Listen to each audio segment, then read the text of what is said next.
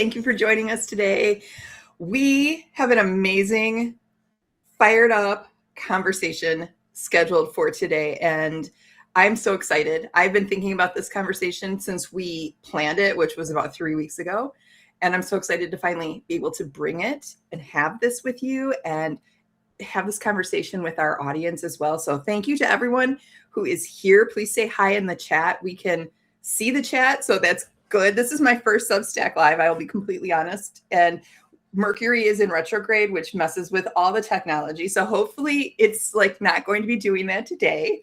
It's picking on me in other ways, but I'm really excited to be here. For those of you who don't know me, my name is Jen Laffin. I am a Chief Momentum Officer for women business owners. I help them move out of avoidance and into action. And I will allow my co-host to introduce herself and tell you a little bit about her as well. Jen, it's an honor to be here. Like you, I'm super excited for us to have this conversation. And I am Dagmar. I live in southeast of Ireland in a small town called Waterford. And I'm a client journey designer. So what that means is I typically work with people who have brilliant bodies of work and solid programs, but they're still working insanely hard on the marketing front just to keep up with their revenue numbers. And I partner with my humans to, in some instances, help them completely design a brand new client journey, in some instances, up level their client journey. So every single customer in their program is achieving incredible results, is part of incredibly well-structured community. And as a result of that, their clients are staying with them, growing with them, and evolving with them, which means two things. We are maximizing lifetime client value from every single human. And second, we are really deepening our legacy in the world. I love that. I felt so connected to you the very first time you and I chatted, because I think our work is so well aligned. You are on the point of creating a client journey that really helps people want to stick around. And I kind of come in on the other side, and I help those people who have signed up for your program do the work and see the value so that they want to stick around because they're getting amazing results, which is why I'm super excited for today. And as I was thinking about today's conversation, I was thinking about who this conversation really is for. And I feel it is for anybody who works with clients, because we spend a lot of time and energy with our marketing and with our sales and with our nurturing and trying to bring new clients into our atmosphere, to surround us so that they can potentially work with us. And then once we get them in the door, it's almost like there's this gap. And so we need to be able to fix that, which is one of the things we're going to be talking about today from your perspective, but also from my perspective. Because if the client journey is not smooth and clear, what happens is people lose interest in, they don't feel like they're getting what they came for. And so then they need to go somewhere else to get that. And we don't want that to happen. So today's conversation is basically for anybody who works with clients, whether they have a community, whether they are doing private work, whether they are running a membership or a subscription service. It's really, really important to be thinking about all parts of what's going on with your client. And so let's dive into our conversation today, Dagmar. And the first thing that I wanted us to talk about is, what is the most common thing you see women do after they build these amazing programs, yet whatever they're doing is just not sticking? So what do you see? What is the most common thing you see women do? Well, great question. And I think it almost like brings me to pre-question, which is like, how do we define amazing program? We buy the amazing program based on phenomenal sales and marketing. Meaning, if you're getting customers in your programs, phenomenal job. Your sales and marketing is working. And I have written an article about it several weeks ago, which is, I have in detail studied a sales page of someone who was selling basically like a $2,000 program. And if you would go on their sales page, it's like, holy guacamole. Like, if I care about manifestation, I have to be in this program. The sales page was phenomenal. And then guess what? I got into the program, and how it was structured, how it was designed, how it was facilitated, it literally felt like, you know what? This is a program worth $300. So Mm-hmm. right here in this experience is an absolute failure and breakdown in a brand coherence. To me, exceptional program is a program that above all is a program that obsesses over delivering results for clients and doing everything possible to make that happen without the pain in the back, pain in the lower back, which is over delivering. Mm-hmm. So if you're getting people into your program, well done. Your sales and marketing are working. But the biggie pain point, especially in groups, is our clients can very easily feel invisible, or they can feel just like a number inside of a group, especially if you're running like memberships, subscription-based programs, group coaching programs. And they also might feel like their needs are not being met. And in those experiences, your client is unquestionably running the conversation that had like, this is not for me. I'm going to go away. I'm going to go to somewhere else. I'm going to stop paying. This coach is not right, or even some worse language than that. But then kind of like the opposite side of equation, opposite side of, clients' needs are not being met, that I'm seeing a lot is we tend to overwhelm our clients. We kind of throw them in a bank of a massive content library. Mm-hmm. And if you are a compliant client, I am someone, then I buy a program and an incredibly compliant student. I am the one who follows the step-by-step process and the exact structure that has been laid out for me. So you can have people that kind of like are thrown in this like massive explosion of content, and they are like, shall I go here? Maybe I'll try this. Maybe I'll step into this. And a couple of days later, they are like, you know what? This is just not moving the needle forward for me. So step away from either on one side, throwing the bomb of content on your clients, or on the other side, making them feel invisible, unheard, unvalued, not making their needs met.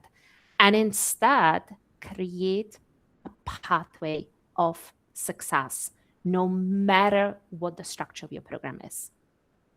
I love that phrase, pathway of success. I might borrow that. So as you were talking, some things came up for me. One is, and I think we've all been in programs, whether it's a community or a membership, we've all been in a situation where we seem to matter the most until they get our money. And then we're, like you said, thrown into this like pool of people. And then we are left to either sink or swim. And so for me, it's also an integrity issue of making sure that the people who are coming into my programs are cared for from beginning until end. And that's why they stick around so much. My small group, the Momentum Room, has very low churn. And that's because I make sure that once people are in, that they are seen, because that's part of what I do is I don't let people hide. And so making sure that they know that they're seen, and then they're not going to be able to hide. And I think that we have this tremendous marketing system to bring people in, but then we just kind of keep focusing on that marketing edge, which is why when we start to lose clients, what's the first thing that most people do? They look at their marketing, right? And where can we like amp up our sales? So why isn't it a marketing problem? Because I think you and I would both agree it's not a marketing problem when clients drop off and when your enrollment is down. So what do you think it is? Why does it feel like a marketing problem? Great question. And it actually makes me think of a client of mine who is in the Swedish market, and she is phenomenal women's health specialist. And she specialized in working with mothers after like giving birth, having a traumatic birth injuries, and basically helping them back to feeling alive, vibrant, beautiful, healthy, confident. And Alina my client is incredible in what she does. With that being said, as she sort of started to look at the scaling, moving from sort of like the lower six figures to stepping into seven figures, one of her program in her offer suite has been membership. And she has, before us working together, she has positioned her membership, which is like kind of like low cost, self-process, come in, do some work and see some results type of thing. And she is positioned as such in comparison to her, let's say, signature program, which was about $4,000 or $5,000 for 6 months. Now, the problem was, speaking of, this is not a marketing issue. The problem was she was running webinars every single month to get women into her membership. And she needed to run webinars month after month because people will be coming and going, coming and going, coming and going, literally revolving doors.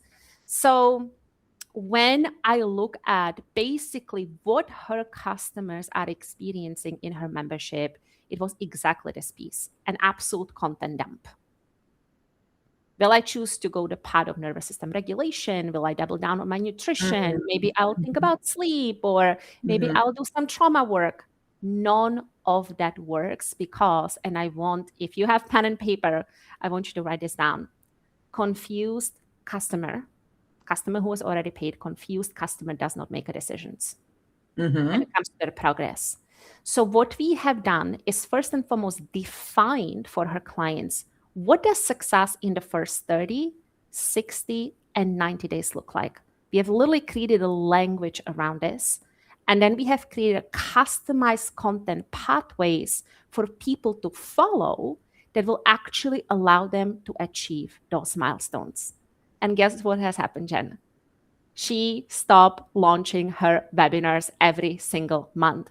And she has freed up so much creative bandwidth that went into her 2 young children, which she adores, and went into doubling down on her customer results. I love that. And it's so true that clear structure helps people stay engaged. From my perspective, when there isn't that clear structure, what happens is that clients start to lose interest. And when they start to lose interest, they stop showing up. And that is a problem because then they're also not getting what they came for.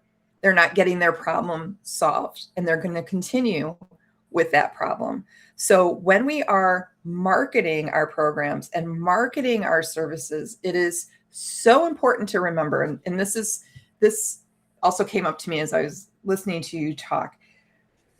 When we design our programs, whether it's just us or whether we have a staff that works with us, what we design makes perfect sense to us. The journey is crystal clear from our perspective, from our brain, right? Like we know exactly, like, oh, well, of course you go this, and then you do this, and then you do this, and then you have success, right? It makes perfect sense to us.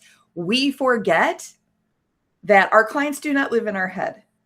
We forget that they don't know the master plan, right? And so what makes perfect sense to you, you need to make it abundantly, repeatedly clear. This is your path to success in this program, so that they have that clear roadmap to follow, because otherwise, like we've said, they're going to get confused. And Donald Miller, who's a marketing guru here in the States, says, if you confuse, you lose. And he's talking about it from a marketing standpoint of, if your marketing is confusing, your clients aren't going to come. I think it also applies inside the marketing, inside the programming, in that being, if your clients are confused and don't know what to do, they're out, right? And we can't let that happen. Plus, we know that if someone's had a negative experience with you, what is it? They're going to tell like 20 people. I mean, there's like statistics about that bad news spreads. And so take the time to make sure that you have that clear path, so that taking action is easier. So clients know exactly what to do. So let's talk about what might be considered an at-risk client, someone who has the potential of leaving. They've started in a community or a membership or a program, and they're like, what the heck is going on here? What does that What are the look like? signs? what Yeah, are the what are the signs signs? of Let's talk about what are those this signs so this we is know what to happening? do. Yeah, Yeah, absolutely. I love this question. And in the meanwhile, I want to acknowledge Sila. I hope I'm saying your name right. Bea is with us. Gehen is with us. I hope I'm not butchering your names, folks. Kat is with us, and Powerful Shift. We would love to hear your thoughts in the chat, providing you are on device that allows you to type. We would love to hear what feels personally important for you as we are looking at peace please. around not losing your clients. So let's talk about the signs. I think in one-on-one work, it's kind of captain obvious. Client who is either like perpetually rescheduling calls, rescheduling coaching calls, or going completely quiet, like sort of, you're sending email, you're sending text, you're following up with voice note, and you maybe even see that they have seen it, they have read it, but they are not responding to it. Obviously, unresponsive client who is rescheduling calls is a big red sign. And you have to do whatever you can in your human power to try and get your client back engaged, interested, motivated, ambitious, vulnerable, open, receptive. Now, when it comes to the group setting, it's much more work that's required on the facilitation side to really ensure that people are coming to the gatherings, whether the gathering is a VIP days or quarterly planning or weekly coaching calls. But ultimately, when you start seeing in your group people barely showing up Mm-hmm. in community on calls, people not engaging with, let's say, the assignments you're giving them. Maybe you have one of the piece I love bringing in, and I know this is also very much where your zone of genius line accountability is creating the group accountability. So every single week, we are receiving progress, understanding about client journey. They are not connected to you. Like you can feel maybe they are coming to the coaching calls, but that is kind of like a body-based energetic disconnection. Maybe Mm-hmm. they have a bit of like this condescending tone, or they feel a bit pissy or dismissive. And Captain Obvious, how are they engaging with your content? One of the piece I sit down with every single one of my client around is we go into their member center, we go into their members area and actually look at the customer progress through their content as it relates to the timeline that they have been in the program. So you want to be looking for signs like this. And, especially when it comes to group dynamics, I love thinking about creating visible wins for people. So making sure that you're really people who are winning, people who are succeeding, people who are progressing, people who are taking courageous action, people who are maybe incredibly engaged member of the community. You are out loud, vocally acknowledging them, celebrating them publicly. With one of my clients, what we have done is we have started like a Friday email series to her community. And someone on her team would be doing every single week like a scavenger hunt for wins. So she would be in the community, she would attend every single coaching call, she will be looking at the email conversation, and she will be highlighting women in the community who have taken bold action or maybe promoted somebody's work or signed a new client. And they are sending that now as part of their Friday emails, and the community loves it. And the actual women who are being celebrated, they are like, holy moly, like this is amazing. Now I have to live up to the expectation for the next week as well. It's incredible way to honor, celebrate, and really make people seen on a very deep level. So that is amazing. And I am also in communities that do that. But I'm also going to point out the opposite side, which is when you have clients that go radio silent and they are showing up, but they're not getting those wins.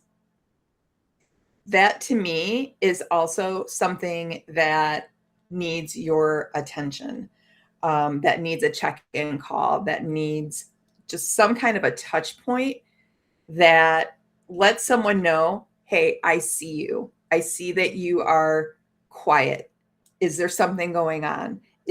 Are you struggling? Is there a confusion somewhere? Is something difficult that you need broken down for you?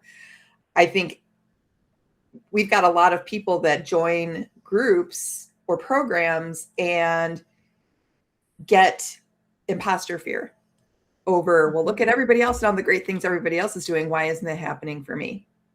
If you truly want client success and you want to have the clarity of how to get that success, it's also about having that touch point. So, clients who are either showing up but not being active, or clients who have ghosted your program altogether. Like I sent a text message to a client yesterday because she's missed our group 2 weeks in a row. And I said, I'm just checking in on you. We've missed you. And it turns out she was taking care of some family issues, but still, like, she knows that people notice when she's not there. Yeah. And I think that that's a huge, huge deal. I would love that. I would love that. So let's talk about what actually helps people keep the clients that they have. Like, this is like the juicy stuff, right? So what does a program... clients we work so hard to get in the first place. We work so hard to get, exactly. So what does a program look like when it is designed for retention from day one? This is like your zone of genius. So what does that look like when a program is designed for retention? What needs to be there? I love this question so much. And before I answer that, I just want to acknowledge this amazing input from Kat, who shared, things will work themselves out, as the saying goes. I never give up on any project, even if it means getting hurt. Of course, that's just a joke. Love this. And often you have to try many things. You might only succeed once out of 100 attempts. You can't just stick to one path and never see the light of the day. Phenomenal input. Thank you so much, Kat, for doing that. So designing programs that are designed to make your client stay.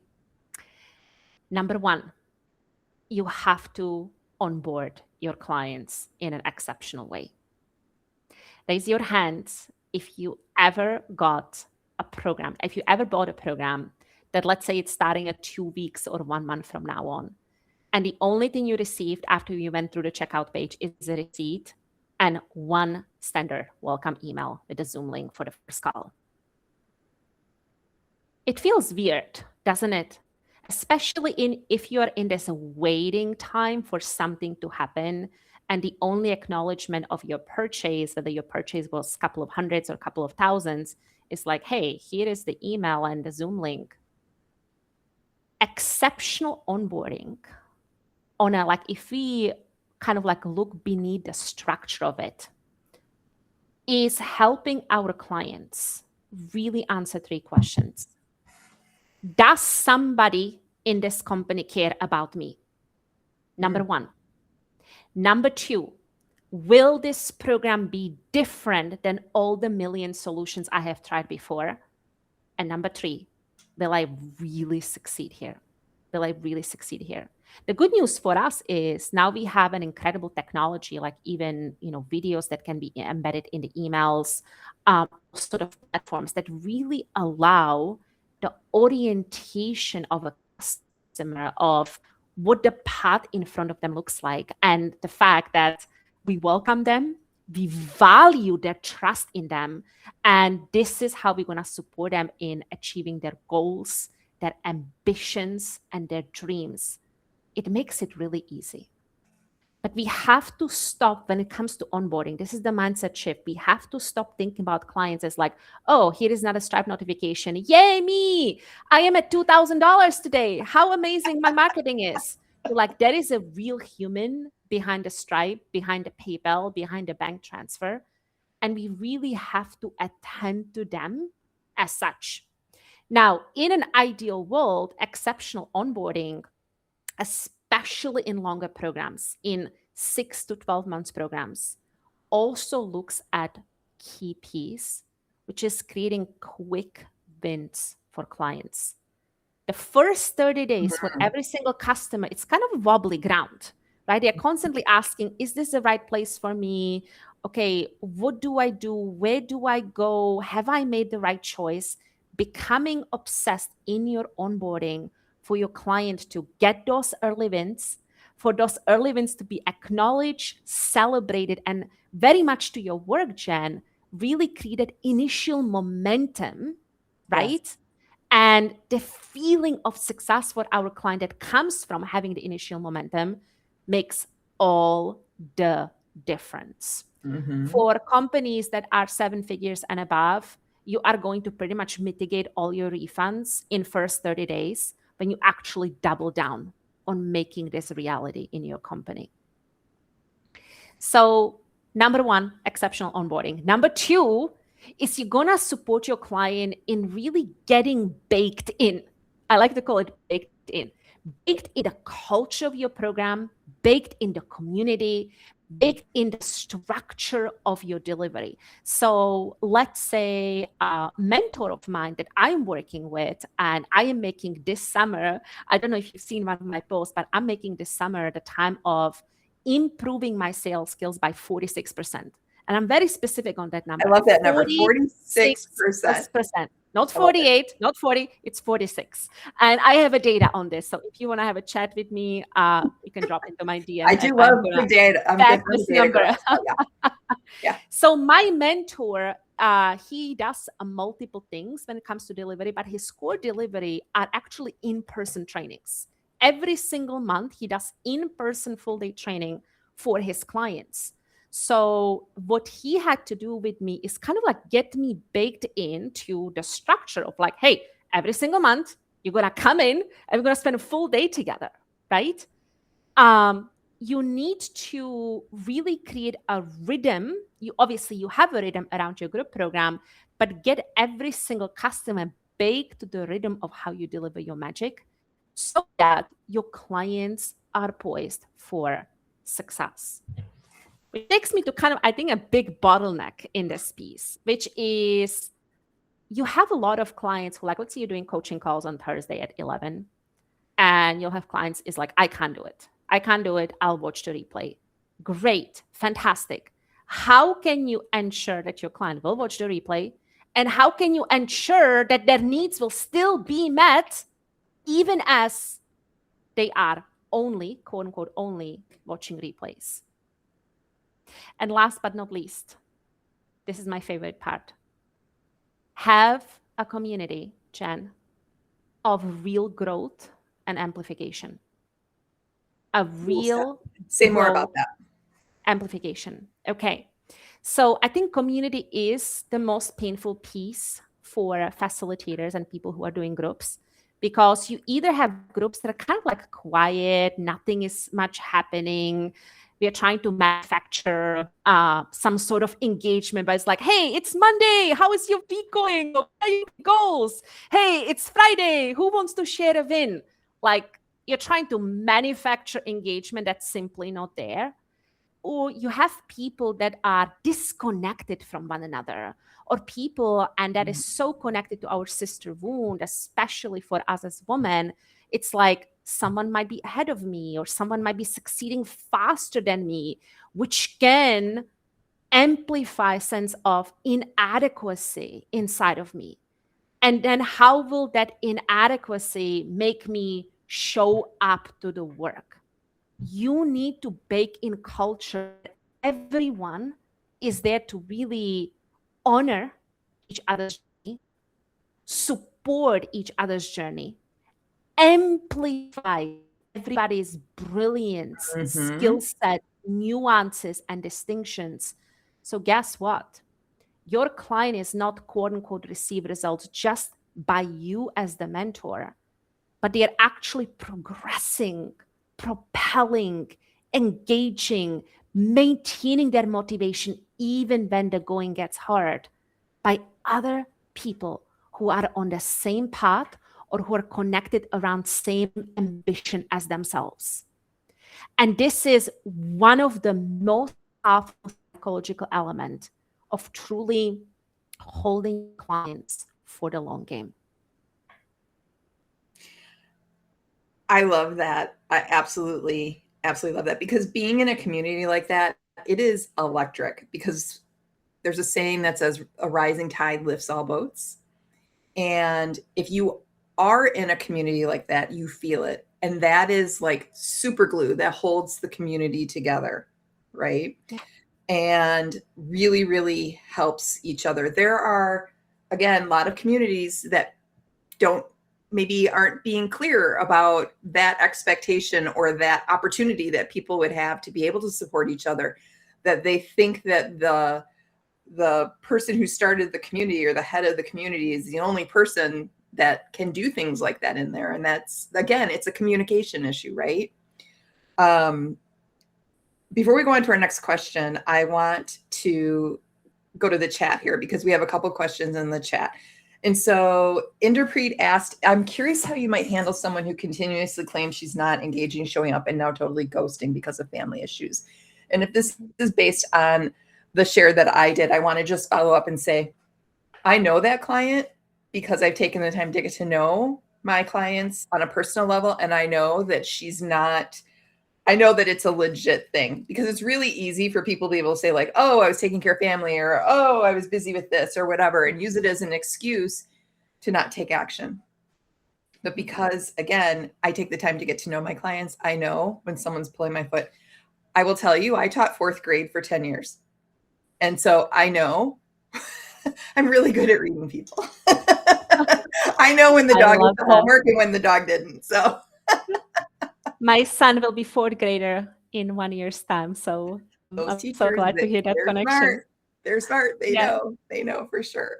Yes. And then there's another. I personally know Interpret's real name Okay. is Miranda. Yes, we worked together several years ago. She's absolutely amazing, amazing healer. Would you like to handle her next question? Yeah, I'm happily to do that. Number one, which is not directly going to answer this question, but it's going to pre-handle this situation happening again in the future. May I address it as such? We've spoken about phenomenal onboarding, right? And part of phenomenal onboarding is not just what I do as the coach or what I do as a mentor. This is the 50% ingredient of client success. But the other part of onboarding is like giving mirror to the client. It's like, here is what's required of you. Here is what you need to bring into the recipe of us, baking the cake together and actually facilitating your success. So moving forward, what I would love to invite you, Miranda, to step into is create, shared agreements or expectations that ultimately facilitate win-win or triple win, win-win-win. Win for them, for your clients, win for you as the service provider, and win for the universe. And the most beautiful and life-affirming way to language this is something alongside, I can serve you the best, or the greatest value I can bring to you is when you are meeting this or showing up in this way or meeting this agent, things of that nature. Like you basically name it from how you can serve them when XYZ is taking place. So that's moving forward. Now, immediately what I would do is I will actually invite them into a conversation on a Zoom or in person, whatever it is. And it's going to be a quick conversation, 15, 20 minutes for them to basically ask 3 questions. It's like in, 2 or 3 minutes, help me understand what is happening in your world. Number 2 is, okay, providing the package or the program or the service that we are working in and providing the reality of your life, how are we going to move forward? You basically create a new agreement with your client around and connected to the circumstances of their life. And number 3, providing you come to an agreement, you create, this is where your work comes in, accountability around that agreement. That's how I would handle this client. Great question. Excellent. The question, though, about reaching out, the other question, I've been reaching out with multiple lines of communication, no response, and now I see her asking for the very same services I provide in groups on Facebook. I'm totally mystified. I want to address that from an energetic level because I think that's important too. As you are reaching out to her, do an energy check. and see what kind of energy are you sending through your messaging. Hmm. Is there a graspiness around your messaging, meaning you are chasing her instead of attracting her? I'm assuming it's a her. Because people can read your energy. And if your energy is graspy, if it's chasing, if it's pressured, they're going to go find someone else who does not do that for them. And so just maybe it's worth it time to take a little bit of an energy check and see if that could be a possibility. If not, maybe there are some questions that they have that you haven't answered, and they're just trying to find some answers. So good. Thank you for your questions. Please keep putting questions in the chat. So let's go on to our next question, Dagmar, which is, what is the difference between a client who renews, which we all love, and a client who says, you know what, I'm not going to renew, I'm done? What would you say? Two things. One, tangible results. Mm-hmm. Number two, community they feel profoundly connected to. Yes, Period, there's full that stop. connection again. There's that connection. So if we take it sort of like one step further, I came up with something a few days ago, and I'm actually going to start bringing that quite significantly into my messaging, which is every single client who doesn't get results in our programs is a liability for our business. Mm-hmm. Let me repeat this. Every single client who does not get results in our programs is a liability to our business. Now, this can sound harsh, especially for, let's say, we're just answering Miranda's question, when the fault is not of our own. And this is a little bit, we're not going to step into this fully by any sense of imagination. We are not here to talk about marketing or messaging, but this is, again, very much being decisive on who actually gets to work with you. You know, your clients select you. You got to be selective about the clients that you're working with too. It's extremely important. In other words, asking yourself, okay, what are the characteristics of the person that actually gets to be successful in my program, providing my program structure is right? What are the characteristics of the clients?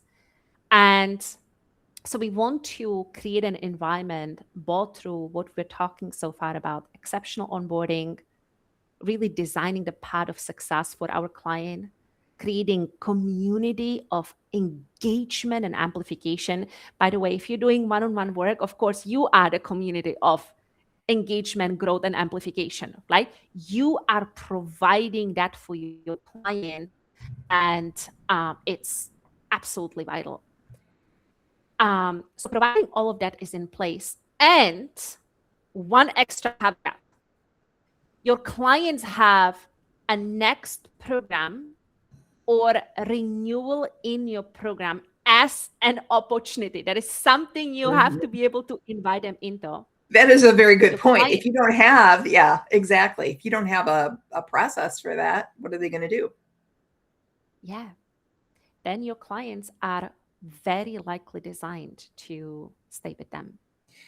From my perspective, I also think that the difference between a client who renews versus one who leaves is the ones who renew feel changed. They feel progress. They feel closer to the ideal of what they were hoping to achieve when they came into your program. And if they don't feel that, that growth, there's no reason for them to stay, right? That is really why we all join the programs that we do. It's to help us solve problems, but it's also to help us grow. And if we're not experiencing that, like I said, there's lots of people we can give our money to. So, all right, let's talk about that uncomfortable truth. What is the uncomfortable truth? Please. The uncomfortable truth is you come to a renewal. Mm-hmm. Let's say you have a membership or a contract with a client. You come to time for renewal. And here it is. You got to face the music when you ask them, do you want to renew? Here's where you have the opportunity to really, really learn something, right? because if they do not renew, there is a tremendous growth opportunity for you. Mm-hmm. So what would you say is the thing that most coaches or consultants or business owners don't want to hear about why people leave? Like, what is that fear hiding in their heart? The renewal conversation that has gone wrong. And I have just observed someone in our industry who has had hundreds and hundreds of clients coming to a renewal point, and they were invited into, let's go like a 15-minute check-in call. Mm-hmm. And guess what happened, Jen? In the entire 15 minutes, there was no question about what are you celebrating? Tell me about the results you have achieved. How far have you come? What is your vision for the next 12 months in us working together and partnering on your journey of success? None of that. Here is the offer. Here is why we want you to work with us. And here is the juicy discount that is expiring by tomorrow night, so you better sign up. It is mind-blowing. And it puts very bitter taste in a customer mouth. So depending on your price point, very likely in membership or subscription type of service that you're charging anywhere like under $50 a month, it probably wouldn't be humanly possible to have human-to-human conversation, although there can be an exception. But whether it's a conversation about, hey, are we going to continue at $50 a month or $500 a month or $10,000 a year, whatever the price is, you want to do two things.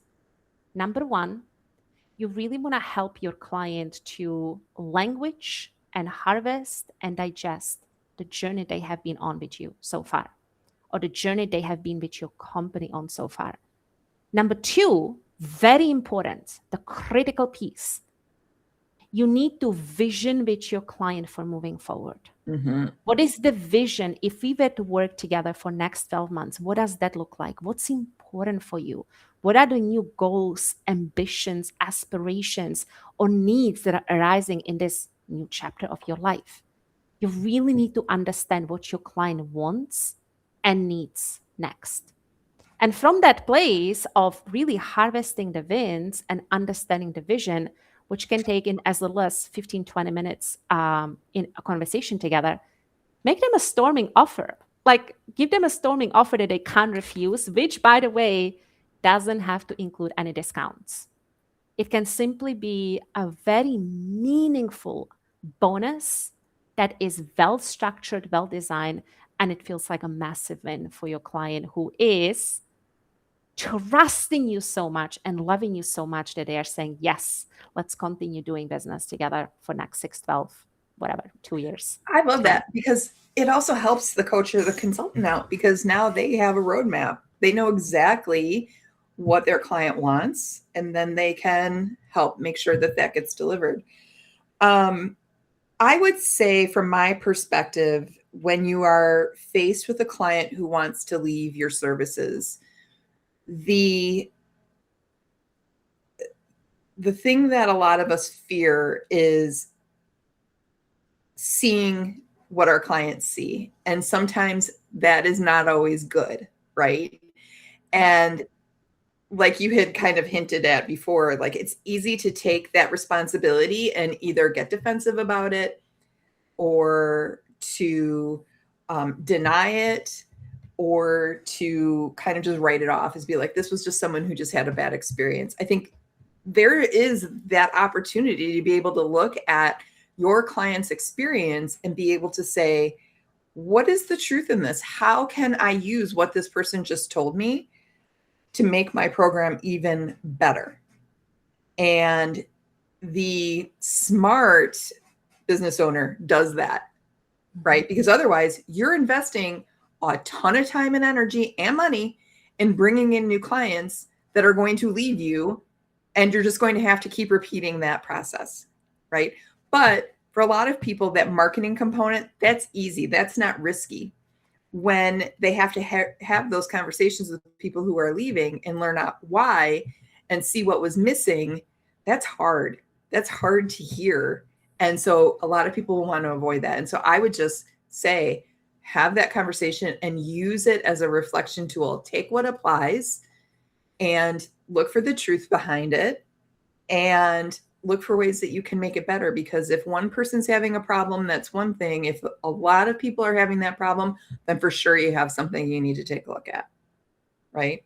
So let's talk about now, Dagmar, what people can do to create programs that people love so much that they just want to stick around. And so I'll start off by saying, take a look at the last group of people, maybe the last 3 people who have left your program, and look and see if there are those patterns that I just mentioned.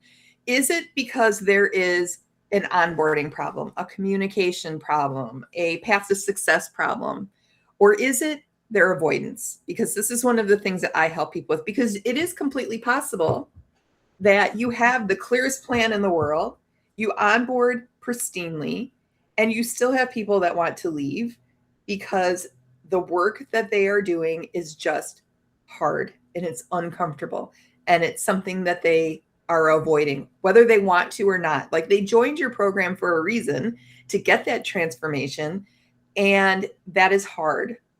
And so from the work that I do, I can tell you that a lot of the reason could potentially be that people are just avoiding doing the work. And so when the opportunity to get out comes, they take it. Okay. So taking a look also at, is there avoidance? When those people weren't showing up, what was the reason why? Was it fear? Was it being uncomfortable? Were you asking them to do something that was a stretch for them? And if so, what can you add in there to help support them, to scaffold for them, to help make that easier? And can this become a part of your program? I think those are really important things to consider as well. So what would you say? What would you tell those business owners to start doing, that they could start doing differently now?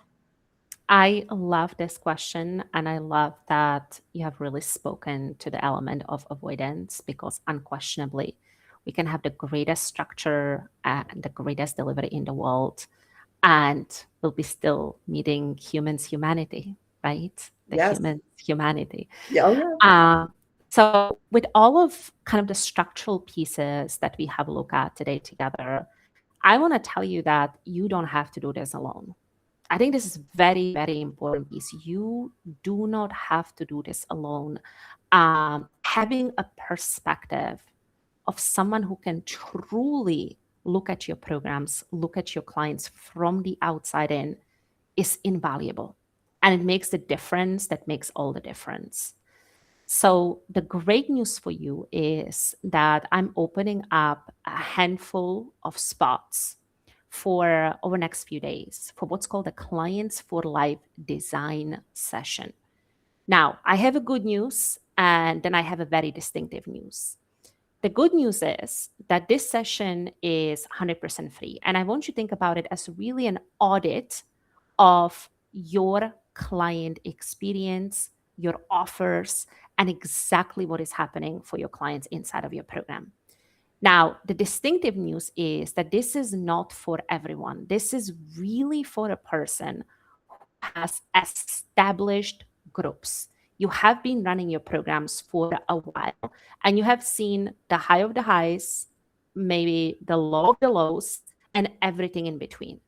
And you're someone who is really resonating with this conversation, and you want to have a truly meaningful sit down where we are able to look at together really where the breakdown, where the struggle, where the challenges are helping, and start thinking and looking at what will actually redesigning your program experience look like, so that all the hard work that you're putting into marketing and sales can truly pay off inside of your programs, and your clients are poised to stay with you, not for a quarter, not for a launch season, but for years, even a life. So if this is something that it's resonating with something that you would love to step into with me, simply drop one word called design. That's design in the chat. And I'll be sure to message you with the link. If you're watching the replay, we'll be including the link to clients for design session directly in there. That is an amazing offer. Thank you for sharing that with everybody. That is an amazing offer. I hope people take you up on it. So before we wrap up for today, I want to address one more comment here from Miranda, which was, I've thought that I may not be qualifying clients enough.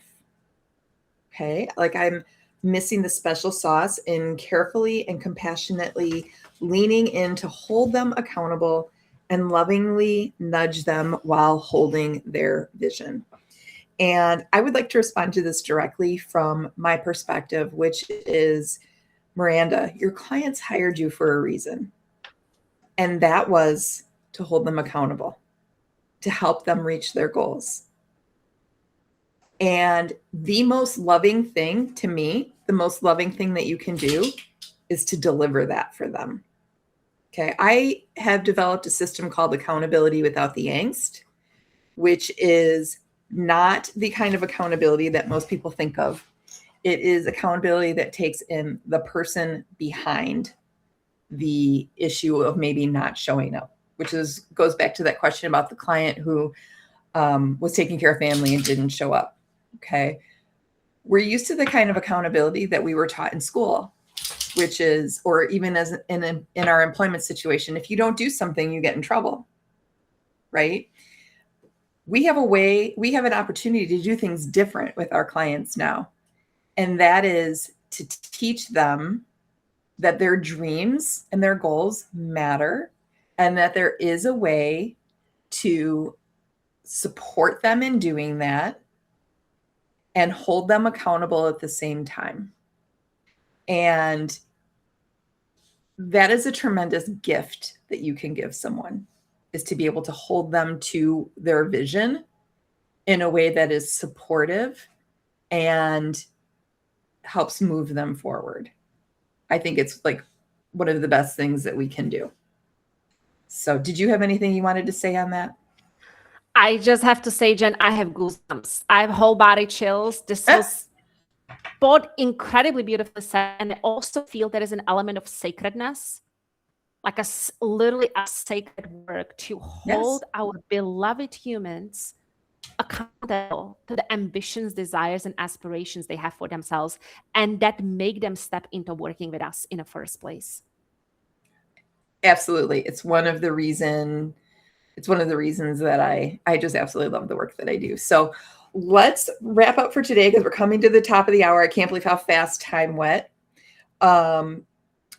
So what do you want to say as we wrap up about today's conversation, Dagmar? Firstly, I want to thank everyone for joining us live. This has been really privileged to share this conversation with you. If you're watching on replay, thank you so much for watching all the way until the end.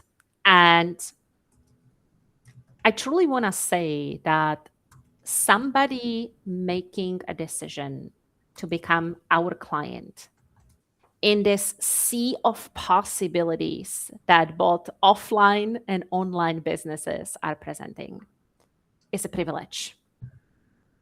It is truly a privilege for a person to choose you and become your client and your customer.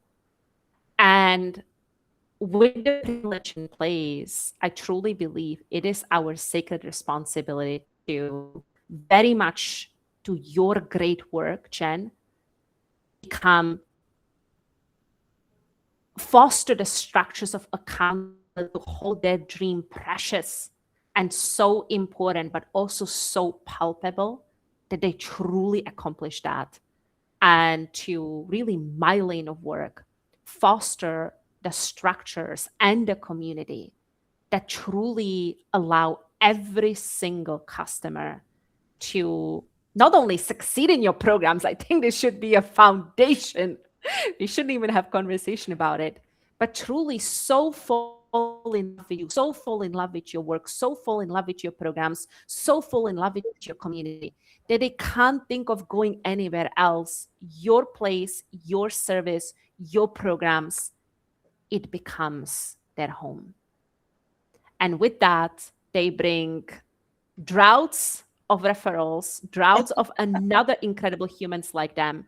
And really, your business and your legacy in the world gets to grow from you being the champion of your customers' dreams. That is beautiful. That is very, very well said. And I couldn't really add anything more to that. I think, like you said, it's a tremendous gift, and it's also a responsibility that we have, right? It's a responsibility when clients trust us to be able to make sure that they have everything that they need to be successful, and to help make sure that they are doing the work and not hiding in avoidance. So make sure you have clarity, make sure you have a process, make sure people feel seen, and follow up on your people, right? You spend way too much time and energy attracting new customers.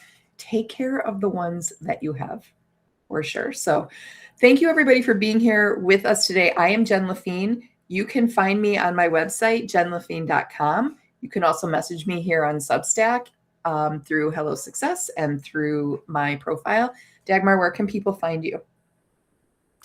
Great question. So in the Substack world, I am at Dagmar Khan Clients for Life, and my publication is Clients for Life, Architecture of Transformation. Drop me DM, send me a message, and I would love to hear your biggest takeaway and insight from our conversation today. That is amazing. So thank you, everybody, for being here. Dagmar, thank you for saying yes to having this conversation with me. I feel so aligned in our work, and I'm just so excited to be able to share this with everyone. So thank you for being here today. Thank you, Jen. Big blessings. Bye.